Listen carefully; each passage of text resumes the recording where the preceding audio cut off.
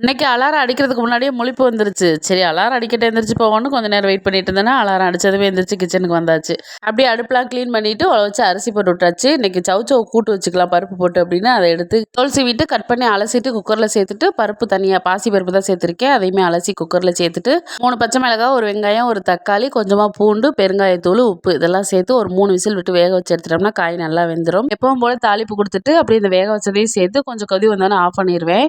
நான் சௌசௌ பருப்பு கூட்டு இப்படி தான் வைப்பேன். உங்களுக்கு வேறு மாதிரி எதுனா தெரிஞ்சிச்சு அப்படின்னா கமெண்ட்டில் சொல்லுங்கள். அது மாதிரி அடுத்த டைம் ட்ரை பண்ணுவோம். சௌசௌ நேரமாக ஒரு 4 சீத்தாப்பழம் கொடுத்தாங்க. அது இப்போ பழுக்கும் அப்புறம் பழுக்குன்னு அரிசியில் வச்சுட்டு டெய்லி ஓப்பன் பண்ணி பார்த்துட்டு இருக்கேன். அது பழுத்த பாடு கிடையாது.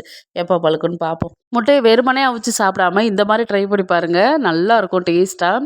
கொஞ்சமாக எண்ணெய் ஊற்றிட்டு அதில் கொஞ்சம் பூண்டு நச்சு போட்டுட்டு கொஞ்சம் மிளகாத்தூள் கொஞ்சம் உப்பு போட்டு நல்லா அப்படியே வதக்கி விட்டுட்டு வேக வச்ச முட்டையை அப்படியே கட் பண்ணி அதில் கவுத்து வச்சிடணும். ஒரு 2 நிமிஷம் இங்கிட்டு பரட்டு அங்கிட்டு பரட்டி எடுத்து சாப்பிட்டோன்னா நல்லா டேஸ்ட்டாக இருக்கும். ட்ரை பண்ணி பாருங்கள். இன்னைக்கு மகிழ்வேந்தன், சீதா, பூர்ணிமா அவங்களுக்கு மிகப்பெரிய ஹாய். வீடியோ பிடிச்சிருந்தா லைக் பண்ணுங்கள். மீண்டும் சந்திப்போம். டாடா.